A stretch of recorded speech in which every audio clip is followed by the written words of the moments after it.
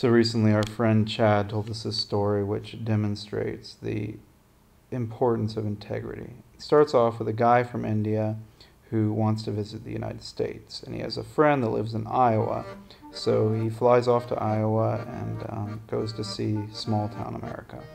And his friend, while they're there, he takes him out to go see a farm. It's a dairy farm out in the country, and you can buy fresh milk there. They've got this big vat full of milk. It's that day's milk, just out of the cows, and you can pay for it by just putting money in a jar right next to the vat. It's the honor system. Nobody's looking, nobody's watching. You just put your money in there. And the Indian guy, he looks at that and he says, wow, in my country, that would never work. He says, first of all, everybody would just take the milk and they wouldn't pay for it. And second of all, if I left a jar of money sitting around in my country, somebody would just run off with it. I couldn't just trust people not to take anything. And the guy from Iowa is like, that's too bad. And the Indian guy goes, yeah, well actually, it gets worse. If it was my milk, I would have to hire a guy to watch over it to make sure that nobody's going to steal the milk from me. And that's going to be expensive, so I'm going to have to pay for that somehow. So what I'm going to do to pay for that extra cost is, bad as this sounds, I'm going to water down my milk, and then I can get a little more profit. I can stretch it a little bit.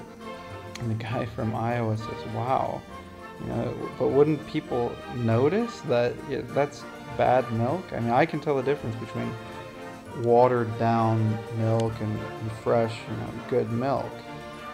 And the Indian guy says, yeah, they would definitely notice. In fact, what would happen then is they would complain to the government. They'd say, this milk is terrible, it's horrible, and then the government's going to have to get involved. And they're going to hire an inspector. And the inspector is going to have to come out and he's going to test my milk. And he's going to say, this is good milk and this is bad milk. And here's the difference. There's two types, and he'll have to measure something. And they'll have to pay him to do that, and he'll come out and do it. Well, then what happens is I'm going to just pay him off, because I don't want to get a bad milk rating, but I can't afford to stop watering down my milk.